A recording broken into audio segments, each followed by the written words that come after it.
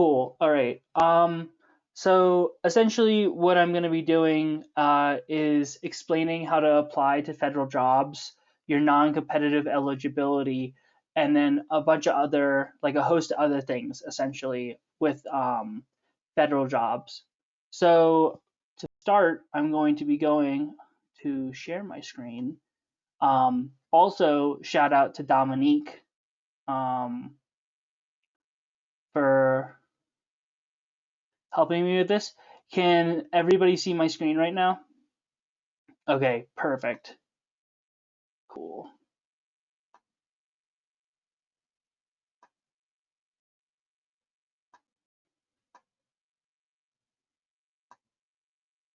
Sweet. Okay, so Federal Careers 101. And also right now, just as a heads up, I have you guys all minimized so I can actually see the slides and stuff like that and read it to you. So if something goes wrong, somebody like shout at me. But I'm just gonna power through as if everything is going right because it is going right. Okay, so Federal Careers 101. Also, as a precursor, to give a shout out, I talked to Angela Ither. She is the Community Involvement Coordinator in Region 3 of the Mid-Atlantic region for the Environmental Protection Agency. So these slides are from her, and this is somebody that has basically she reaches out to Stockton University, where I am an alumnus, and she gives talks every now and then, and she keeps on answering the same exact questions over and over and over again. So when she reaches out, she just sends this PowerPoint out as like a precursor, and then people look at it and review it. So what I want to do is go through it with all of you. Um, and then, like I said, Region 3 encompasses Delaware, Washington, D.C., Pennsylvania, Maryland, Virginia, West Virginia, and then 7 federally recognized tribes in the area of Region 3. So they have a lot of jurisdiction over there in the Mid-Atlantic. But yeah, getting to federal careers. So essentially, uh, the site that you're going to be using is USAJOBS.gov. It used to be, you apply to different agencies and stuff like that. The only ones that are rules to the exception is the FAA and the CIA. You have to directly go into their websites. You cannot apply to jobs. You can see listings and postings, but you cannot apply to the jobs directly through the USAJobs.com or .gov website. So this website maintains thousands of federal vacancies at any given time. Literally, like we're gonna go through and I'm gonna look at, I'm gonna basically show you guys a search and then go through a complete application with you guys, just so you can have an idea of how to do this. Because when I first started, I had no idea. Nobody was helping me. It was unbelievably painful. But I really want to stress that you can use your non-competitive eligibility to try and get a federal job if you want to choose that route. So there is a massive, it is the largest employer in the world. I'm pretty positive, the federal government. You just have to be open-minded when searching job categories, and I'll also show you guys stuff like that. You can do many different searches to find exactly what you need. Job titles based off locations, the GS level, the salary range, the ability to, and you have the ability to save searches and set up email notifications, which is another thing that I'll go through. I have them set up daily, so like as an example, like I can go like a couple weeks at a time without seeing a job that I'm interested in, and then I'll find one and it'll be like that. It's like, whoa, this one's absolutely perfect, and I think I'm qualified for it, but I'm doing this program right now, so I'm not really applying. So yeah. So some tips when you're searching, you're essentially gonna want to use quotation marks that allow you to search for phrases. So if you want to be an environmental protection specialist, you type that in, or you'd be biological or biologist technician, you put that in quotations. Community involvement coordinator, basically specific titles that you think that you'd be interested in. You can use asterisks in searches to search for words that share root but have a variety of endings. So engineer searches for engineers, engineers, engineering.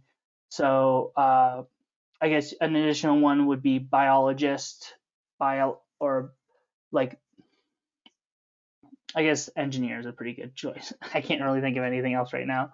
And then parentheses let you search for synonyms, so chemist and quality assurance or QA. So there's just some basic search tips for you guys. So essentially, there's this whole section called that's the help center that really like will help you get a better idea how to use the website and everything that goes with it. So I'm only going to be able to cover a tiny amount of stuff in the time that we have here today, but there is this infinite resource in the help center. You can also reach out to USAJOBS.gov. You can send them email if you have a specific question that you can't really seem to find on their help page. That is also something that I've done, and they have gotten back to me. So the biggest thing that you want to know with applying to federal jobs is that it's very different than applying in the private sector or with like government jobs, things of that nature. There's a lot of involved specialized procedures, with federal competitive categories. If it's competitive, it's open to all the applicants. The process is used to fill civil service positions with candidates who apply from the outside of the federal workforce. Exemptive service, OPM provides exemptive services, hiring authorities to fill specialized jobs or to fill any job in unusual special circumstances. So an example of an exemptive service would be the COVID-19 pandemic. They're hiring a lot of people very quickly because of COVID-19, in regards to like FEMA with a vaccine distribution, contact tracers, and as well as also various other positions like that they need people like very quickly. So the general schedule, that's the GS level. Essentially, the GS level is from 1 to like 15. 15 is like insane. It's like above six figures. That's like close to like what the president, or I mean, the president's probably separate than this, but it's essentially like you are the head of the EPA, and like GS1 is like you're like a part timer doing like just part time work. So it ranges. Typically, for people in our position, either just getting out of college, have some background experience, we will typically fall into the GS 5, 6, 7, possibly 8 or 9. That is if you have like outstanding like GPA 4.0, high recommendations and stuff like that. But beyond a GS9, you're gonna have to start getting like a master's degree, a doctorate, several years of experience, highly educated, things of that nature. So in the beginning, I was applying to all these GS12 positions that were starting at like $100,000, and it just was not really working out for me. It was kind of hilarious because I just kept on getting rejected after rejected, and I was like, "What am I doing wrong?" And in reality, you're just not qualified for those positions. At least I'm not, because I only have a bachelor's of sciences in environmental studies, and I was applying for like regional director of the Environmental Protection Agency, and I just like I was an idiot.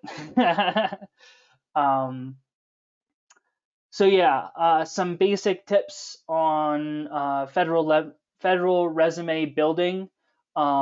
Typically, they're going to be a little bit longer than the average resume. It's okay to go over one page. We'll be looking at my resume that I was using to apply to some federal jobs, and I'm just gonna basically run through it, and you guys can get an idea of like where I'm coming from, and you can either use some of that stuff or you can be like, oh, I'm gonna avoid that definitely. So you're gonna want to use action verbs. You know, like basically to a good way to think about it is that my chemistry 2 professor in college basically stated you're going to pretend as if you did not do any of it. Little elves basically worked around and they were the ones that did it. So instead of saying, you like,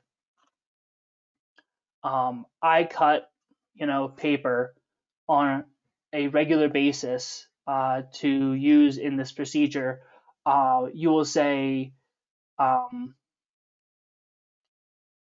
during the during my tenure at blah blah blah, paper was cut on a regular basis to meet standard requirements for blah blah blah. So you'll leave out I, and then quantify. So a good example of that, going back to the paper, uh, around 5,000 pages of paper was cut a day at this position to get utilized in this many number of binders that we put together.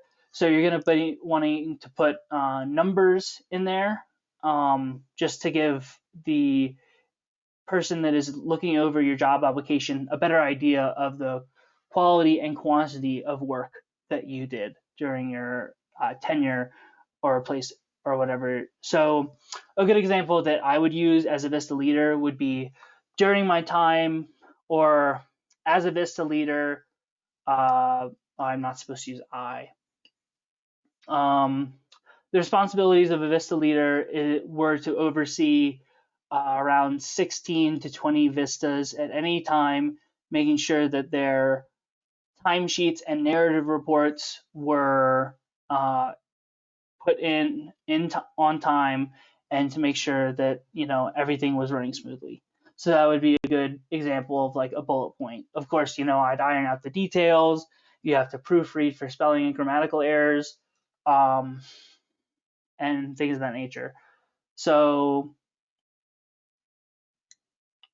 you need to address knowledge, skills, and abilities, which is the KSAs, and specialized experience identities in announcement, whenever possible. So essentially what that means is that you're going to want to thoroughly look over the jobs and responsibilities of the position and make sure that your resume includes those, because, and I've been friends with and I've talked to a bunch of people that are federal employees, and these agencies that look through these applications, they go through hundreds of applications a day for various all kinds of jobs. So if you are not meeting or you do not have the keywords in there, then unfortunately they're going to just pass you up. So it's really important to see what the application like requires. So as an example, like with a forestry technician, if you're one of the requirements is to use instruments to measure the height of trees, you should definitely put something like that in your resume. Um, you know, if it says proficient in using Excel and other programs, say I am an expert in using Excel, Word, PowerPoint, and things like that. Um, One of the biggest things that I've gotten as a tip from some of my federal people that work in the federal government is that you really, and I'm not saying to lie, that is not what I'm saying, but you should heavily embellish the things that you think that you're qualified for. You should definitely not be holding back in any sense of the word. So if there's, and we're going to go through this as well later during the presentation, but essentially there are sections that you fill out where you're like, I am proficient in, are you mediocre, all right, pretty good, or an expert in a certain category. you're going to be wanting to put you're pretty good, if not an expert, because people will put that expert and they will get past you lickety split like all the time. I guarantee you that. So basically, to prepare, you're going to want to have electronic copies of your supporting documentation on hand, basically your college transcripts, course listings for positions requiring absolute education. So that means that if you're going for a biological scientist position, and I'm just using these because these are the ones that I have um, you know, that I applied to and I'm very aware of because I did a lot of it over the summer before I applied to the Vista position. But if you're going to be a community involvement coordinator, you'd have to have leadership strategy and change, or you'd have a bunch of other things that would be specifically requiring to the position that you're going for. Um, you should update your current resume to meet federal resume requirements. Candidate information, work experience, month, year, hours, salary, education, affiliation, optional. References are optional, but they're highly recommended. Nothing works better than a stellar reference. I know that when we're looking for Vistas, part of the challenge is finding people that have really good references. And then you're going to be creating a USAJOBS .gov. I don't know why it's .com profile. You're going to upload your resume. You should not create one via Resume Builder. The Resume Builder that they have in the program is deplorable. It is just horrible. Don't use that. I don't know why that's on there. And in addition to that, the going back up to the candidate information, pardon me. I was trying to mute myself, but now there's a cough in the recording for all time. That's great. So the month, year, hours, and salary. So if you do not have a federal job currently, this isn't the biggest thing in the world. You should still definitely be applying to your job, but I would look into more examples online of like federal resumes that might be able to help you, especially if you're later in your career than other people. So like not straight out of college or not like doing Vista as your first thing, then you'll probably have longer resumes and more working hours and salary and stuff like that. So prepare. You definitely want to apply to these jobs as soon as they're announced, because some of them will have caps. So after they receive like 60 applications, it gets cut off. And it also just looks better if like you're one of the first people to apply, because it means that you're really checking up and making sure that you're like on top of the game and you really want to try and get a job. It just shows initiative and imperative. If you're one of the It may be a little annoying, but if you're one of those people that like checks every single day and you're one of the first people that apply to a job, it can really make a difference, even something as simple as that. You're going to complete the application, which typically consists of the following: uploading your resume, the online questionnaire, which I said was the part that you should embellish, and we'll be going through that. I'll do essentially a mock application for you guys to see just the full like thing that I'm going to be doing. And then you're going to add supporting documentation. So as an example, some of the non-competitive advantage or eligibility, you're going to be uploading your Vista letter of service. And also including that, you should definitely include that in your resume that you have non-competitive advantage. And that's something that they'll look up and make sure that is, in fact, possible. Because most of the times, if not a large majority of the time, the non-competitive eligibility will push you over the edge and make it so that if there are, as an example, 2 Vivians, and then one of the Vivians had a Vista leader position or Vista position, and they have that non-competitive eligibility, the Vivian with the Vista experience will be chosen over the other Vivian. You know, exactly equal in every way except one did Vista work. The Vista will get the job. Um, and then you can also set up automatic notifications for update and status changes via the USAJOBS.gov. So yeah, apply. Let me see how many more. There are like 3 more slides, 4 more slides. All right, we're getting there. Uh, so basic qualification questions. You're going to be asked for each grade advertised. That's the GS. Not scored. Survey questions. Not scored. Um, oh, sorry. So it's been a second since I looked at this. So the basic qualification. This is during the online questionnaire portion of it. The basic qualification questions. You're going to ask for each grade that's advertised. So sometimes, a scientist position or basically any federal position will sometimes offer different levels of GS. That just means, so if you're just beginning in your career and you apply for the GS like 4 or 5, and then they also list the option of having it a GS 6, 7, or 8. You can absolutely apply to as many GSs as possible. I would personally apply to the 4, 5, or the 6. I would probably not go to the 7 or 8. Survey questions at the end, basically like how was the process, stuff like that. That's not going to be scored. The grade is also not going to be scored. The assessment questions are going to be the part that makes it so that even if your application is going to be seen by a human, this is just the computer weeding out people that do not qualify.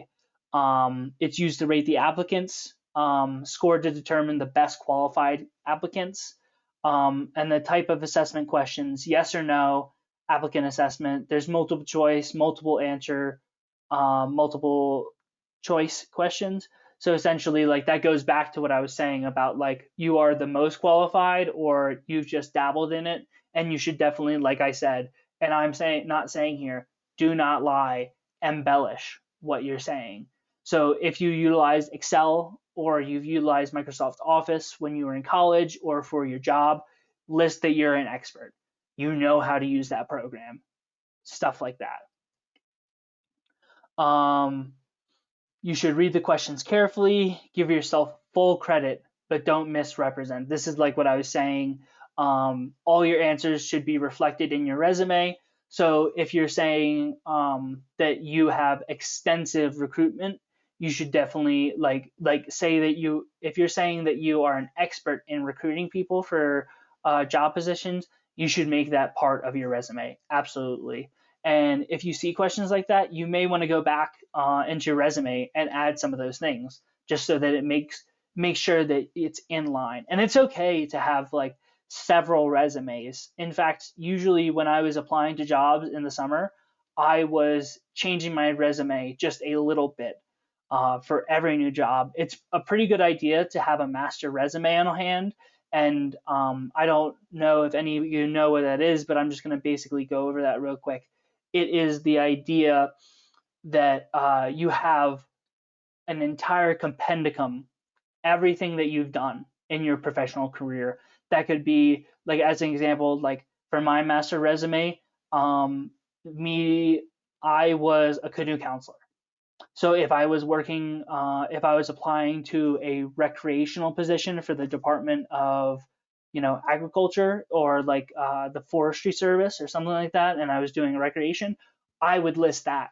That would definitely not be a thing to list on going for a biological scientist position, but that's just another instance of like something that's like you're curtailing your resume for a specific position that'll make you have an edge. Because if somebody sees that you're like, you were in a daycare supervisor and you were a canoe counselor and a bunch of these things for a scientist position, they're going to throw your resume in the trash. that's just not even in the question. You need to make sure that you've done like data analysis and like um, utilizing Excel or SPSS or a bunch of other things that would be directly related. So you have to make sure that it is truly the position you're applying for is reflected in your resume. Um, so document submission options, upload documents from your computer, save the documents to USAJOBS, fax. I've never faxed anything. I don't think people really fax stuff anymore. It's all done through the internet and through USAJobs. Maybe if they ask for it, you'll have to fax, but I've never come across that. Um, Reusing existing documents, so like your transcript and your certification of your letter of service. Let me just look at what time. 44. Okay. So you applied. What does the status mean of your application? Let me see if I can read. What does my status mean? Sorry, like the thing was like in the way. Um, Application status not available. USAJobs did not receive your confirmation. Either your resume was received and the application was complete. Application received. You answered all the questions to the complete application and upload your resume, which is great. That's what you're going to want to see when you're initially applying. Reviewing applications. This announcement is closed and the selection process is underway. Eligible, not referred for the section consideration. Candidate meets minimum qualification requirements, but not as determined to be among the best qualified and is so not referred for selection consideration. Eligible, referred for selection, applicant's name has been sent to the selecting office for further evaluation and possible selection. So the bottom two are basically like the top eligible is that you meet the minimum qualifications, but you're not considered among the best. And then eligible at the bottom means that you are considered one of the best and your application is being processed forward to the department. Oh, okay. Just a quick one. If you make it to an interview, you should definitely familiarize yourself with the agency and the information on the agency announcement on the website to show that you have demonstrated interest in the organization that you've applied to. Interview question types: behavioral, focused on past experiences and how you handled yourself in past situations. So if I was applying to a FEMA position and we were talking about disaster response and emergency preparedness, I could, going back to my like it may, and this is a really good point. You really want to hit the interviewers with curveballs that they do not commonly expect. So as an example, if we were talking about emergency preparedness, I could go all the way back to my canoeing instructor job and tell them that I created a list of scenarios, such as if a child had a laceration in their arm, or what would happen if we had a missing child, and basically just inform them of like all these processes that you normally think that a canoe counselor would not do, but you went above and beyond and basically handled the situation very well.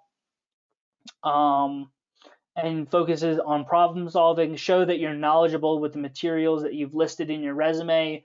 Maybe brush up the textbook, and if you're applying to a math major position, bless your soul, I could not. You're going to look through all your equations and know that you are knowledgeable with the jargon that is in your field. And when I'm talking about jargon, I'm talking about specific language that only you as an expert would know in your field of study, or area of expertise. Don't be afraid to pause and ask the interviewer to repeat the questions. It's way better to actually know what you're saying instead of like, can you please tell us about A, B, and C, and you end up talking about W, X, and Y, and that just does not look good. It makes you so that you're not. It makes it seem like you're not really paying attention, but you're nervous, and like I know for myself, I have not gotten a job interview with a federal organization. Granted, I only was looking for about a month before I started applying to Vista positions, but that's just like common sense. Um, Definitely don't overtalk. Like I've been talking nonstop for the past like 30 minutes, and you definitely don't want to do that in an interview. That's going to be annoying. You want to make it so that you seem very personable but professional. These people are looking at you and they have to decide, do I want this person working next to me for the next like 30 years? And it's very hard to determine that in an interview. But, you know, it's just like coming off as like very like not standoffish, not like too friendly, but there is a very professional medium of being like nice and presentable, smiling, lots of good like hand movements, stuff like that, and being like, pretty crazy, like, oh, you don't want that. And then finally, if you do get to interview, make sure to ask a lot of questions. Because you're curious and you're interested in the position. Um, Make a strong closing statement and thank the interviewer for their time, and be sure to absolutely get the contact information from the interviewer and panel members. Definitely send a follow up email saying that you thank them for your time. I usually wait a few hours after doing that, and say, it was an absolute pleasure talking to all of you and everything along those lines. So you've got your dream federal job. Um, if you are chosen, you will follow up on the status of the position, send a handwritten thank you note whenever possible. Handwritten is a nice touch. If you can afford the postage, you should definitely do it. How you respond to getting the position. If you don't get the position, you should definitely respond, you know, nicely. Um, and it is imperative that you can ask for feedback. I was really hesitant to ask for feedback in the beginning, and you should definitely not be. You should definitely be asking for feedback whenever possible, because if you don't know and you don't learn, then you're not going to get better. Um, I think that's it. Oh, benefits of federal employment. The mission, public service, internal mobility, advanced opportunities, stable employment, and the benefits package. You get a full insurance and 401k. Lots of benefits to becoming a federal employee. So before I move on to the last little section, and I've got like 5 minutes to do so, does anybody have any questions about this?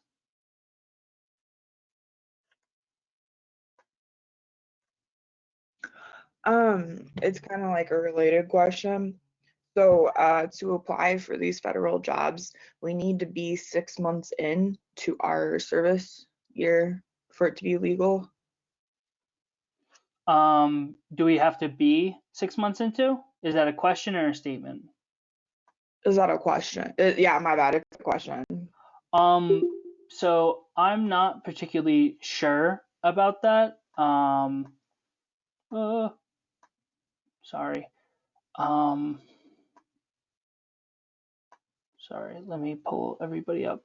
I'm not specifically sure about that, but I can assume that if you put your letter of service in the USAJOBS profile and state you are currently serving but looking for active employment for after your service, you could definitely like put that there.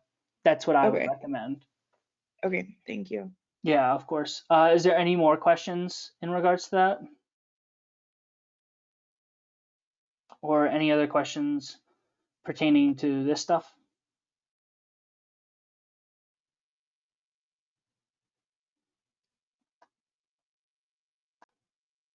Cool.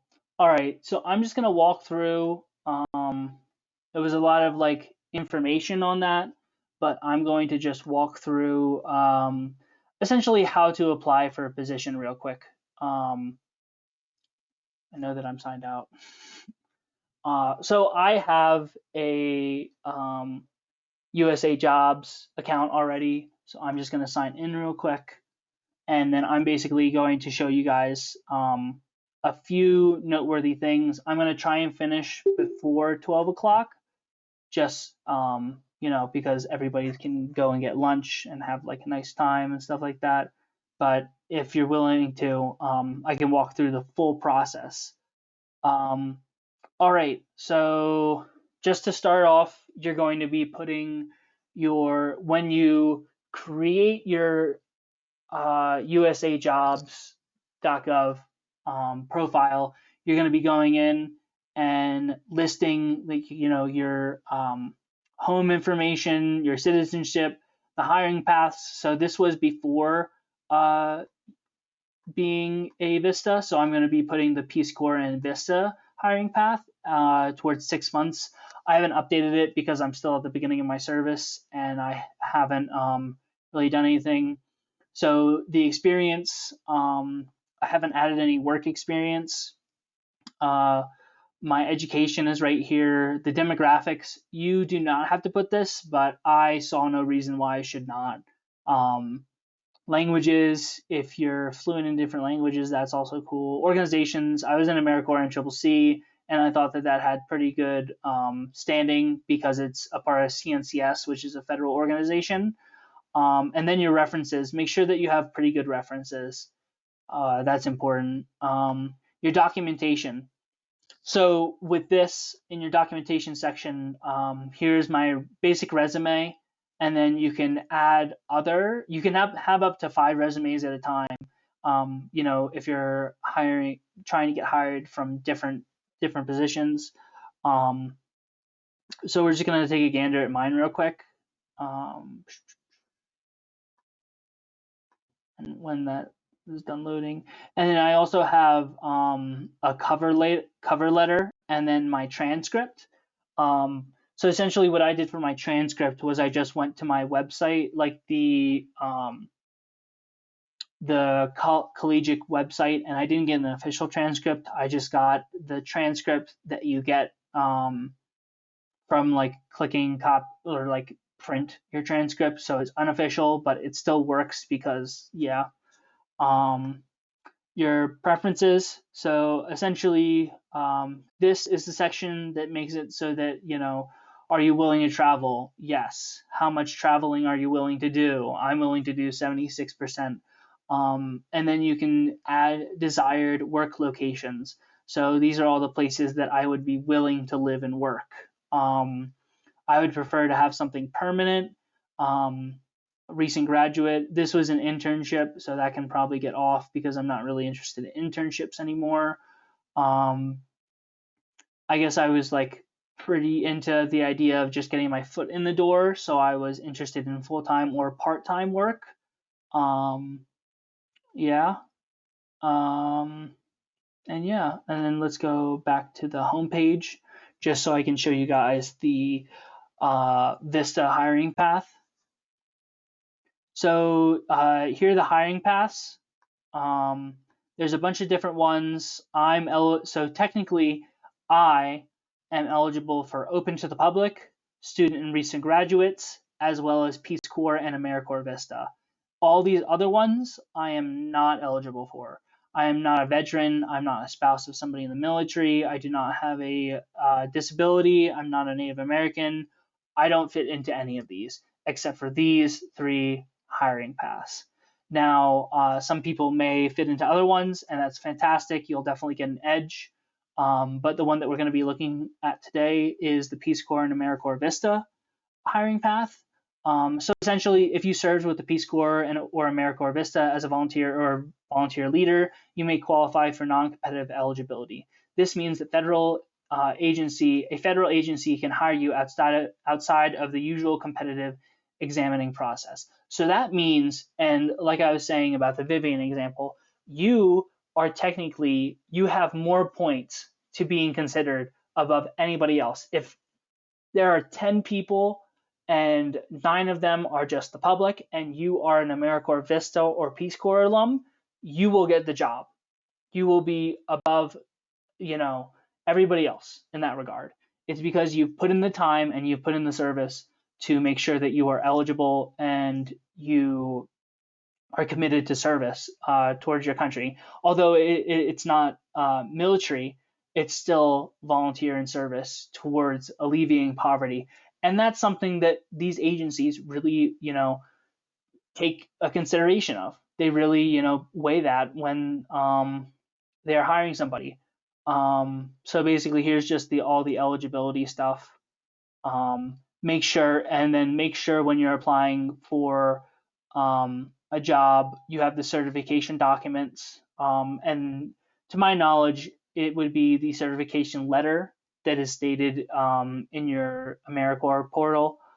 Um, when a job is open, you will see this icon right here, and that means that you can apply through that hiring path. And then here's some documentations that you may need, and then basically yes, Sorry, can you scroll up again? We were yeah, just trying to see a specific part on the The bullet page. points. The bullet points, yeah. yeah. Mhm. Dylan, do you know in your perspective, So 1 like year after. the federal, so are there, in your experience, any federal agencies that you know that like have differing opinions on extending that period for up to 3 years? Um, so you're asking about the extension period? Right. So after the term of service, you have 1 year, but then if you complete military service, studying at a higher institution, or another activity in the agency's view warrants an extension. Do you have any familiarity with those stipulations? In my knowledge, if you're going, so as an example, I'm going to be using you as an example, if that's all right, Blake. Go ahead. So, because to my understanding, your objective is to go to a school of higher learning that is certified through the Department of Education, as an institution, and it's in education, like it's a recognized institution within the United States. They will extend your extension.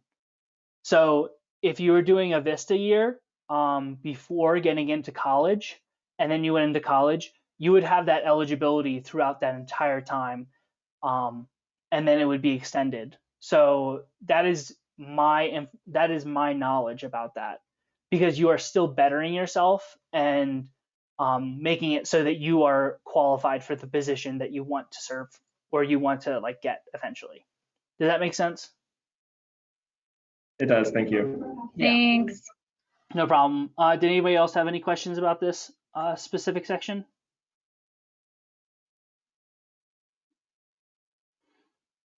All right. So moving forward, essentially, like this site is massive.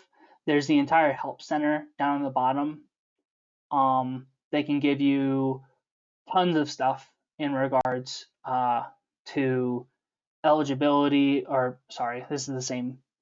This is the same section. So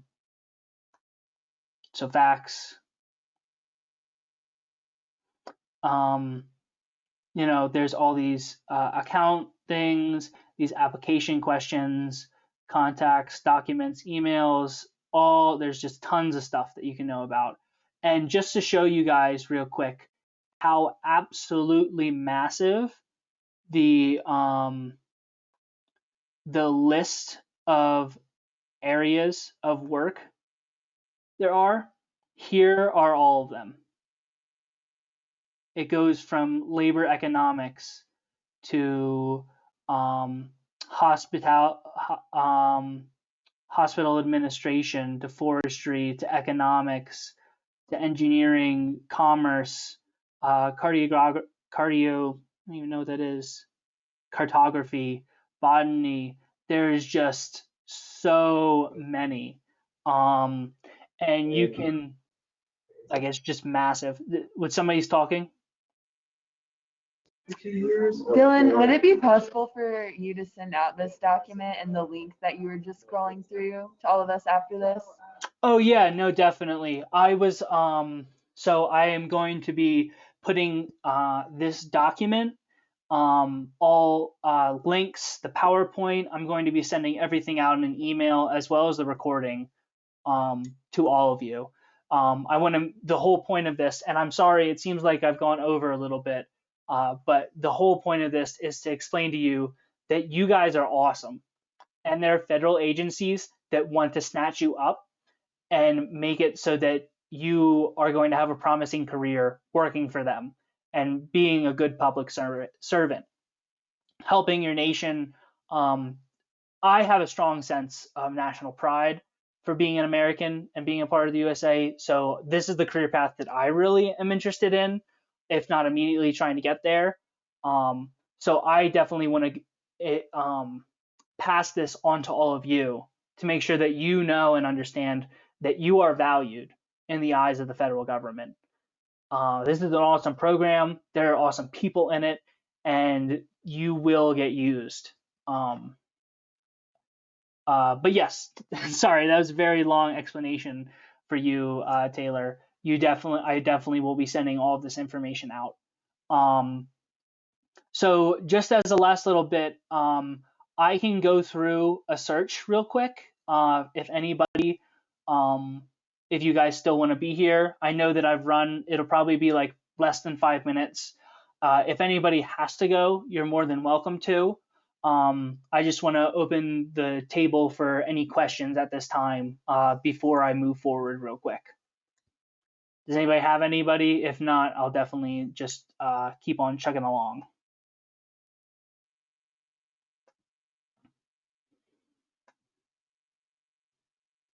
All right, so I'm going to assume, since nobody was talking, that all of you are interested in seeing a search, and then me just running through some things real quick.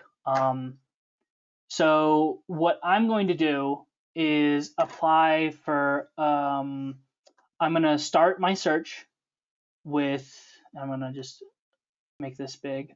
I'm looking for jobs in Colorado. So that's my first search. That's the first qualification, right? So it's going to bring up all these jobs that are listed in Colorado. So there are, how many federal jobs? There are 1,001 federal positions that are open right now. These are actively hiring positions.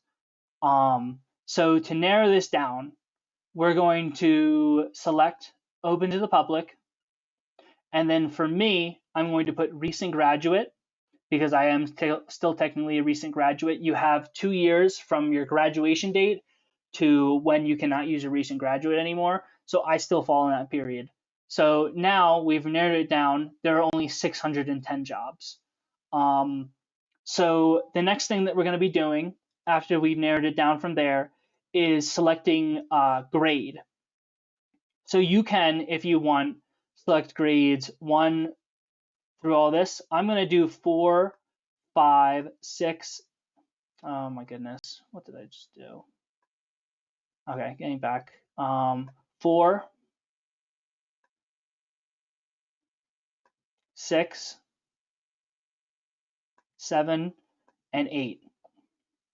Okay, so with that cut it down by half. So now there are 310 jobs. We just had 600 and now we have 310. So looking at the department and agency list, let's just look at the Department of Agriculture. You can also do this by typing in, so EPA, CNCS, Department,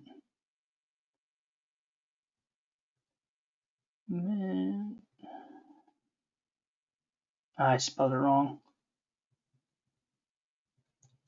of Agriculture, agency-wide. Let's take that one off. Cool. So now we have 31 jobs. So that's crazy. We just went from 1,000 jobs to 31 that I'm interested in. So let's see. Let's see if there's any that I'm interested in. Let's see. Supervisory. So like also there's other things like the agency, which I just showed you. More filters. So there's ones that offer reallocation assistance, offer telework, full-time, permanent positions, not required. Some positions require security clearance. So like if you're working for the CIA, they're gonna have crazy security clearance, like Department of Energy, that kind of stuff that would be like targeted with by potential threats to the U.S. You're gonna have to have lots of security clearance, sensitive and at risk. So some, like if you're gonna be like a logger or like a dispatcher, hell attack, like working with helicopters and stuff like that, that's gonna be moderate risk. And then traveler percentage. So all these things, it really lets you look at like everything that is possible that you want. It is truly like, all encompassing. So I can't seem to find it, but there was a job that I was like interested in that I was just going to apply to because I thought that I was pretty qualified. So you're going to go, if you like a job, you can save it by clicking on it. So here are my saved jobs. So let's just look, soil scientist / hydrologist. So you're going to click, if you're interested in the job, you're going to click on the job, view the full job announcement. So the job opened. See, like this is like what I was saying. It's literally like it's been open like 6 days, and it's going to be closing on the 4th. So that's like a 2-week period. Positions come and go like lickety split. Oh, so this one's a GS11. So I didn't really see that until right now. I more than likely am not qualified for this position because I'm going to have, so if you look, there's the locations, the duties and summaries. You can look about, more. Here's also, if you have questions about it, you definitely don't want to email them before like the application session is, like the application submission period closes, but afterwards you can definitely call and ask questions about like if you were chosen or if you were not chosen, what kind of feedback do you want? And the most important thing that I want to stress with this is that you should definitely ask for feedback, especially if you're just starting out applying to federal positions. Explain to them you just got out of Vista, you just got out of college, you just are transitioning careers, and you want to know where you should be looking to improve yourself. That is, in my opinion, one of the biggest parts about this whole process. You definitely want to do that. So here's all the things, and yada, yada, yada. The job series. You can also search based off similar jobs. So if you want to look at soil scientist positions, you can click on that and you'll be directed to a search which is specific to soil scientist positions, which is like amazing. Because if you're just like, oh man, I don't really know what I want to do, you can like search all these things. Okay, it finally came up. So yeah, there are 19 jobs right now that are open for soil scientist positions. So that's really cool to know. And it's like I'm just gracing upon and touching about some of these things. You're really gonna have to go in and like take a gander at all this stuff because it is just like really, really expansive. So here's like what I was talking about for the GS11 series. You must have 1 year specialized experience equivalent to the GS9 grade. So that means you have to have a year previous to like a GS9 level, which is like relevant experience in soil scientists. So you could have had an internship doing soil science research or, things of that nature. But basically, like, I am definitely not qualified. You need 3 years of progressively higher level education leading to a PhD degree or PhD equivalent. I am not qualified for this. So I probably should have not saved this one. I'm probably not. And then there's it basically goes through the benefits of working with the government, which I probably don't have enough time to go through real quick.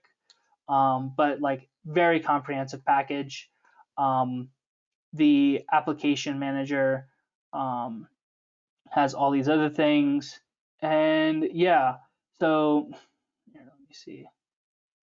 Here, I'm just gonna apply as a joke to this one. I'm definitely not gonna get selected, but so essentially, like, your required documents, you're gonna select that, save and continue.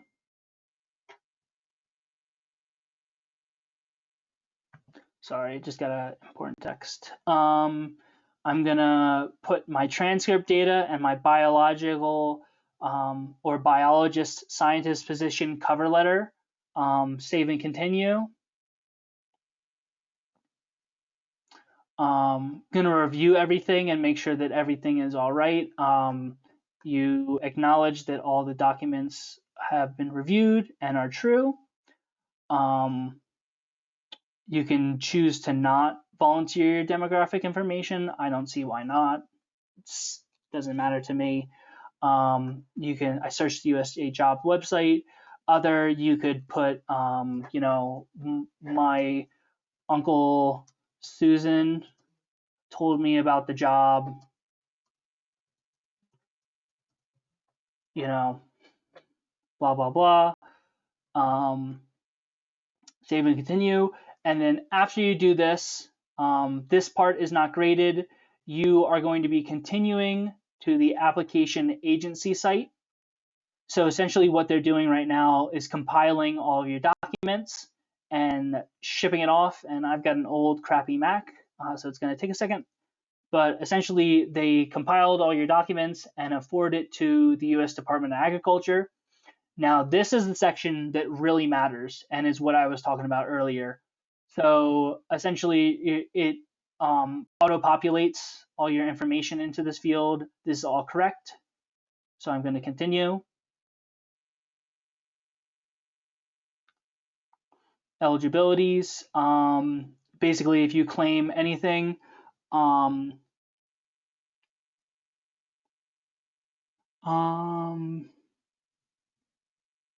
so I don't belong to any of these veterans. I am a son of a veteran, but I don't think that that matters much when applying to jobs. So are you a veteran or separated? No, I'm not. Are you currently a USDA employee? No, I'm not that. Employed overseas? Nope. Are you a spouse of a member of the armed forces or active duty or blah, blah, blah? Nope. Nope. So all these things are really important, and I'm just doing this so that I'm able to get through. No. Most of these things are no, because like, I am not a federal employee. I'm not married or related to anybody that served in the armed services besides my father, but usually it's just a widow or like somebody like that. That's mainly what they're asking about. Are you currently? No. Are you currently a former? Nope. Nope. Nope. Nope. Nope. No. See, like, and that's the thing that kind of stinks about applying to all these positions, is that it gets to be a little tedious. You have to get through all this stuff. All right, cool. So moving up to the preferences section, I want to be in Fort Collins. I don't want to be in Delta. So I want to be considered for soil science. I don't really care that much about hydrology. No offense, hydrology people out there. Shout out. And then here comes the big important section. So select a statement that best reflects your education and experiences as it pertains to the base requirements of the soil science 0470 series. Please only select one response. For information on qualifying series, please go to blah, blah, blah, blah, blah. So I have completed, because mine is conservation agroecology, which I would consider, soil related. So I have done that. Yeah. And basically, like, if you put like a C here, you just wouldn't be considered. Like, this is like, you get to consider, like, keep on going.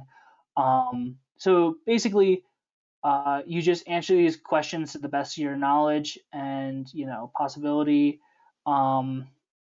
Formulate. So this is a good question. So formulate, develop, or execute watershed management plans for natural resources projects. So in my history, I have worked with, I've created water, like rain gardens, retention basins to collect overflow water and help, basically make the water cleaner as it permeates down into the water table. So I can put, I could either list, if I wanted to embellish myself, and this is not lying because I got an A on the project, I could be considered an expert in the field of performing this task. I have worked and executed plans of water management or natural resource projects. Now, I'm not saying, lie. Say you've never done anything like this, and then you put yourself, you're an expert. That's lying. But I am embellishing in the fact that I consider myself an expert. I have done this work. I have analyzed soil before, and hydrologic data, like during watershed projects. I worked with the Pine Barrens Commission and did soil analysis. So that's just an example. Participate in hydrologic investigation studies and planning. So I haven't really done that. You could but I've done some of these concepts in some of the courses that I took during college. So, you could put, I performed this task, or I've performed this task as part of my job. It's kind of hard when you've just got a degree, because your job was studying and learning all those materials. So technically it was your job. Like, I'm not, again, don't lie, just embellish. Blah, blah, blah, blah, blah, blah. This isn't a real application, so I'm just going to be going through this. A lot of it is interpretation, and this is the part where the computer is going to be just looking up. So I'm not actually going to be doing this, because I'm not actually going to be submitting this application, because I have not actually read all these things, yada yada yada. So there's a whole bunch of stuff. Hopefully I can continue. I think I can. And then here's all your resumes. You attach them appropriately. So there's my resume, blah blah blah. Continue. Continue. And then essentially the last part, you review your application, make sure that everything's signed up, and then you submit it. But I'm not going to, because I don't think that I would qualify for a GS11 position, making $90,000. So yeah, that is my spiel. That is everything that I have to bring to the table. It only took about an hour and almost an hour. That was a lot of talking. So yeah, does anybody have any questions pertaining to the materials? No, I'm good. Thank you. Appreciate it. Sweet. Kristen, do you have anything?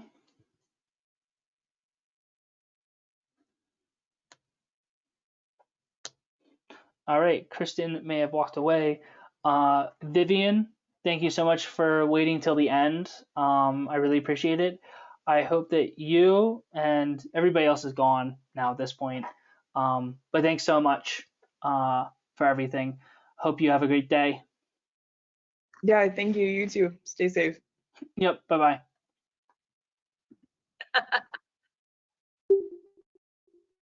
Thank you. No problem. Have a great day. Thank you so much for coming. Bye.